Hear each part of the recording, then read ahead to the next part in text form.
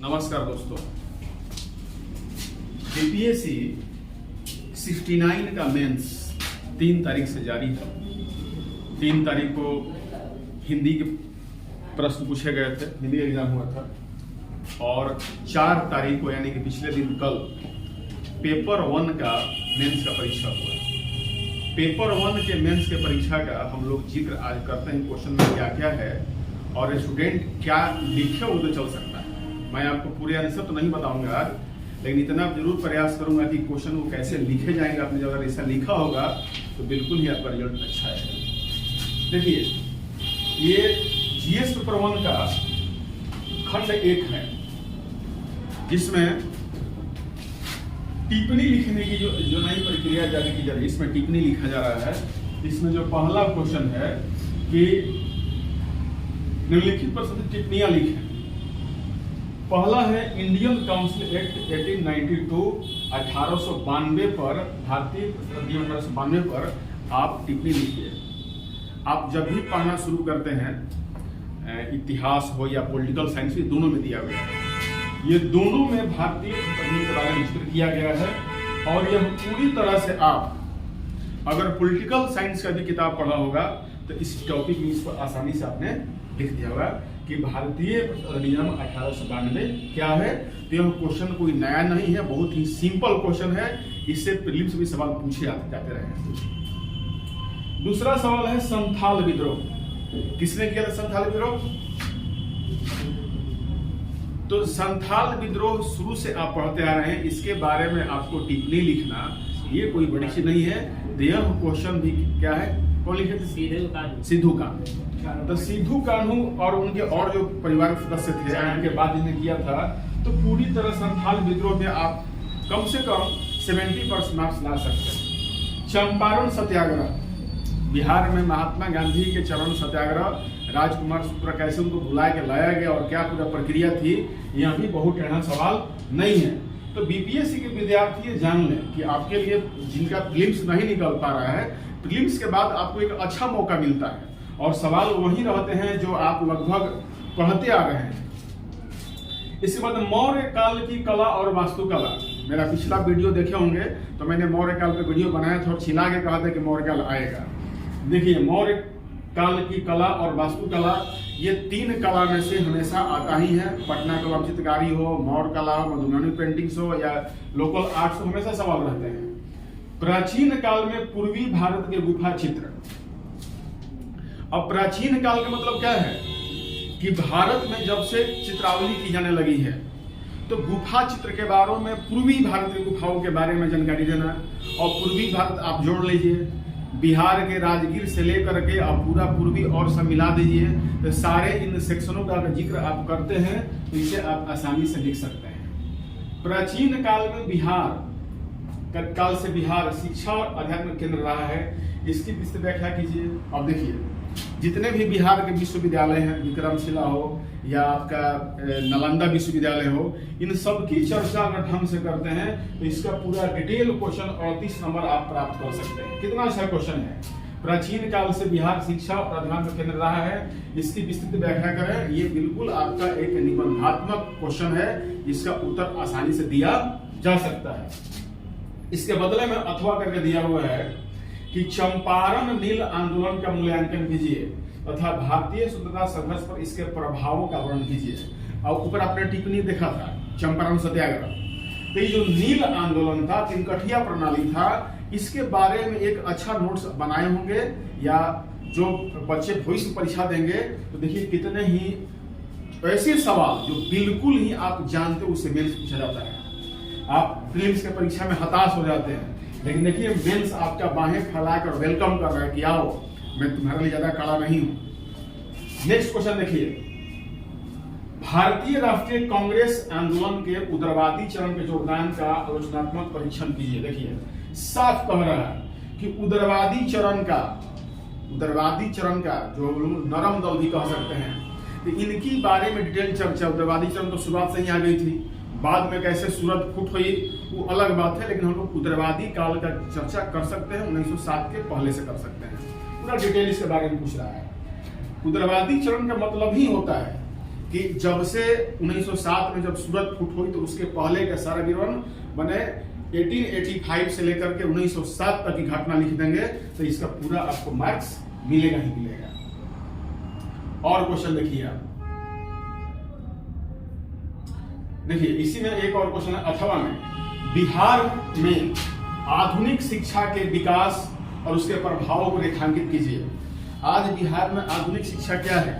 तो बिहार की नई शिक्षा नीति के तहत और वर्तमान में के पाठक के विचारों को किसमें समावेश करना होगा। के पाठक ने शिक्षा में कैसे सुधार किया है, वो आप उसको अच्छा समझे या बुरा समझे, लेकिन उसको तो आपको जिक्र यहाँ पर करना ही पड़ेगा। तो बिहार में आधुनिक शिक्षा के विकास उसके प्रभाव को जब रेखांकन करेंगे तो बिहार की नई शिक्षा नीति को भारत से जोड़ते हुए और वर्तमान में जो के पाठक के विचारों को इसमें लिखा जाएगा तो आपको फुल मार्क्स मिलेगा।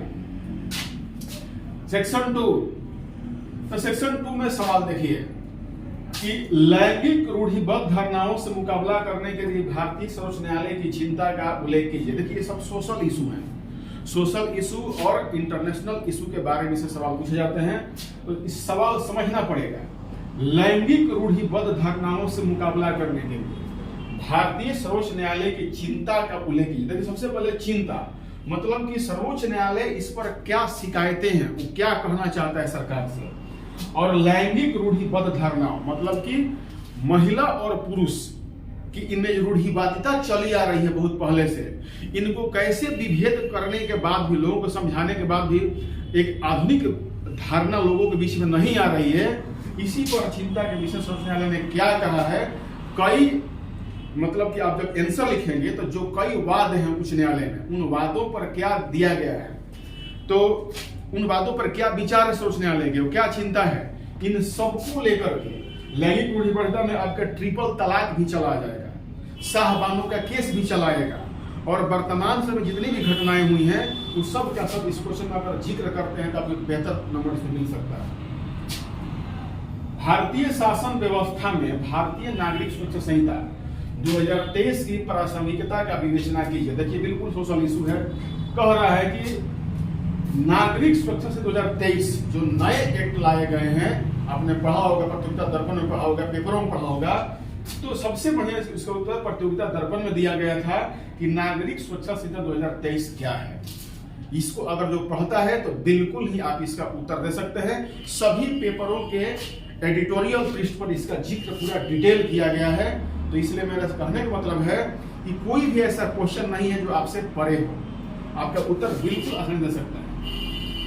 नेक्स्ट क्वेश्चन देखिए, विधायी संस्थाओं के निर्णय निर्माण प्रक्रिया में कृत्रिम बौद्धिक क्षमता की भूमिका का मूल्यांकन कीजिए। मैं अपने क्लास में इसे पिछले बार ही पढ़ाया था कि कृत्रिम बौद्धिक क्षमता क्या है, पिछले बार नहीं आया, इन साल चला आया।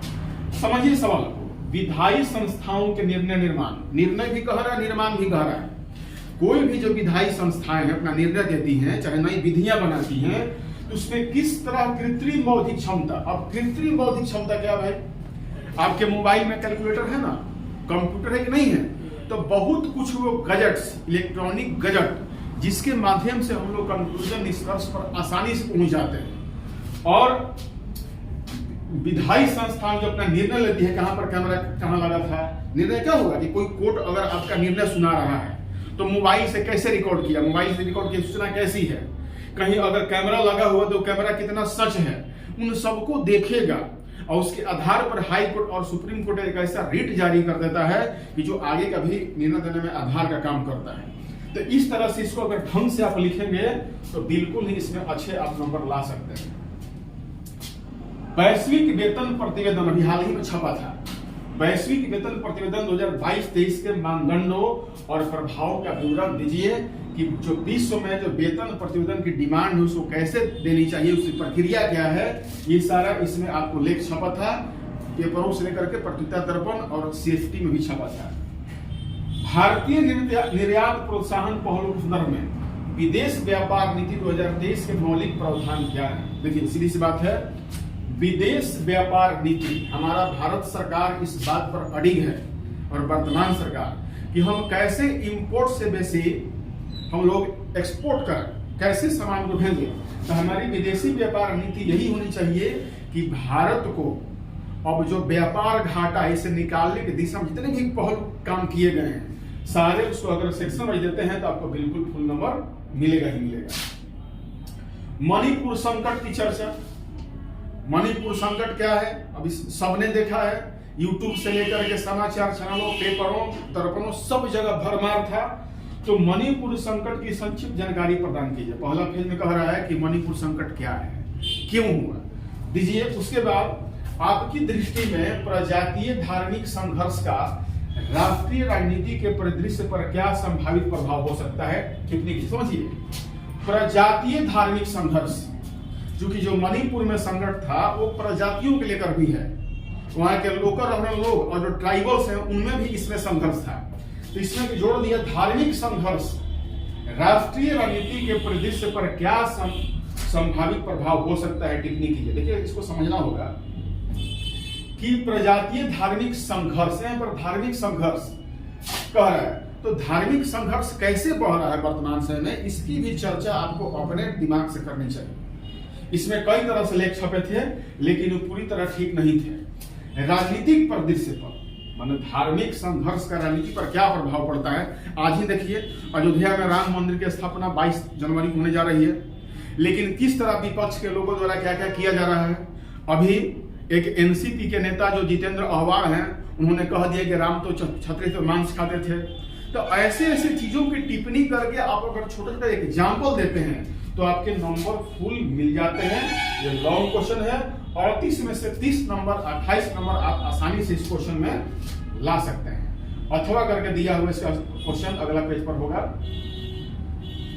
देखिए इसका अथवा में क्वेश्चन दिया गया है, यह कैसे प्रतिबिंबित होता है कि G20 में भारतीय नेतृत्व प्राचीन दर्शन वसुधैव कुटुंबकम माने विश्व एक परिवार के रूप में का पालन करने के प्रति प्रतिबद्ध है। भारत की G20 में वैश्विक सहयोग एवं विकास में योगदान में भूमिका इस दर्शन के साथ कैसे समर्पित होती है, इसका मूल्यांकन कीजिए। देखिए क्वेश्चन बहुत लंबा बना दिया लेकिन इसमें दो चीज का जिक्र है। एक पहला कह रहा है कि वसुधैव कुटुंबकम को किस तरह हमारे G20 में साबित किया गया।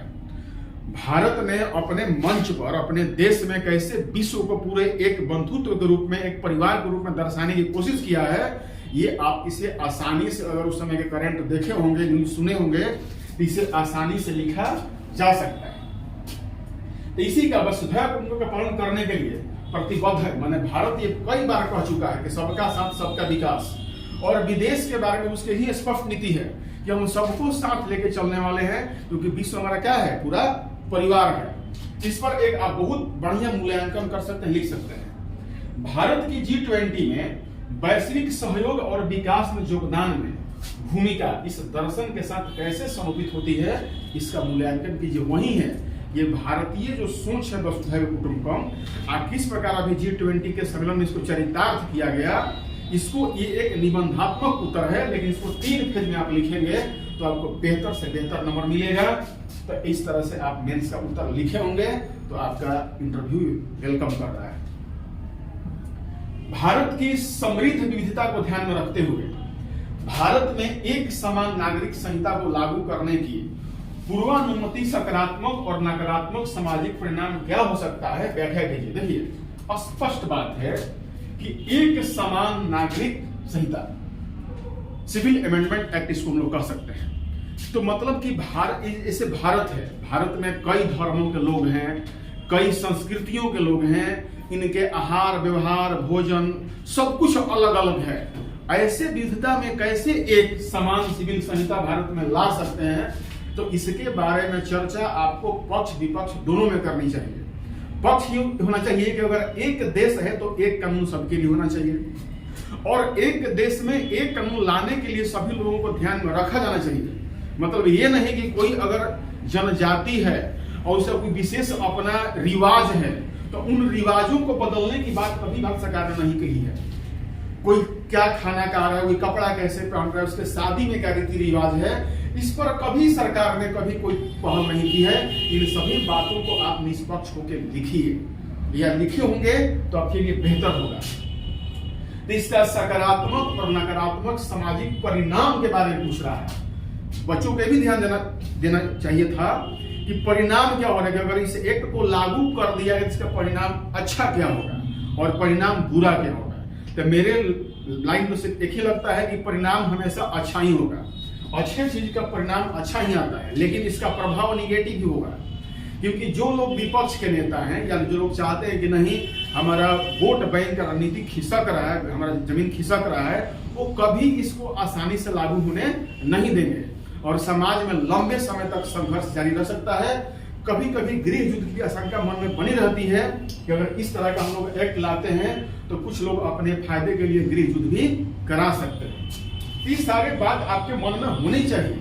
एक एग्जामिनर बीपीएससी आपसे जानना चाहता है ऑफिसर के रूप में कि ऐसा कल आप करने लगेंगे तो आपके सामने क्या विकल्प आएंगे, तो आपको उत्तर हमेशा एक अधिकारी भी बन के देना चाहिए, न सिर्फ एक स्टूडेंट, क्योंकि अधिकारी बनने की परीक्षा है। इसका अथवा में सवाल दिया गया है कि इसरो के द्वारा चंद्रयान 3 मिशन के विशेष संदर्भ में भारत की उभरती हुई अंतरिक्ष शक्ति की स्थिति अंतरिक्ष अन्वेषण में की गई उम्मीदों और उपलब्धियों से कैसे मेल खाती है।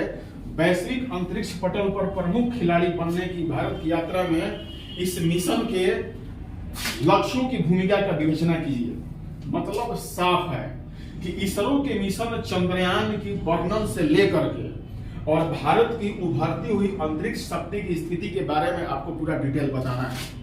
इसका शुरुआत आप ये मत करें कि इसरो की शुरुआत कैसे हुई थी। आप डायरेक्ट चंद्रयान 3 से अगर सवाल पूछा है डायरेक्ट चंद्रयान 3 पे जाइए, उसको समझाने के बाद बताइए ये चंद्रयान 3 है जो आज का सिर्फ एक कार्य नहीं है, इसके लिए कैसे पीछे बैक में काम किए गए हैं और महत्वपूर्ण कार्यों की चर्चा करते हैं, तब आपका उत्तर बनता है। विद्यार्थी दो तरह से उत्तर दिए होंगे परीक्षा में, एक दिए होंगे को समझ गए होंगे कि इसरो का इतिहास पूछ रहा है और चंद्रयान 3 तक, अगर वैसे लिखेंगे तो आपको नंबर आधा मिलेगा। लेकिन टू द पॉइंट लिखेंगे, डायरेक्ट कह रहे हैं कि इसरो के चंद्रयान 3 के मिशन विशेष में भारत की, तो सीधे चंद्रयान 3 की सफलता गुणगान करते हुए इसे फ्लैशबैक में ले जाइए। आप लोगों ने मूवी देखा होगा कि डायरेक्ट मूवी चलता रहता है और कुछ फ्लैशबैक में चले जाते हैं, तो पहले चंद्रयान 3 का सब कुछ बता करके तब फ्लैशबैक में जाइए कि चंद्रयान 3 की सफलता आज की सफलता नहीं है, तब आपको उत्तर फुल मिलेंगे। यही विद्यार्थी कहते हैं हम तो सब लिख के चले आते हैं, लेकिन किस पैटर्न में किस पेज में लिखे तो उनको समझना चाहिए। तो इस तरह से मैं नेक्स्ट मेरा जो वीडियो होगा वो पेपर सेकंड को होगा, जो वो भी आपको मिलेगा। नमस्कार, धन्यवाद।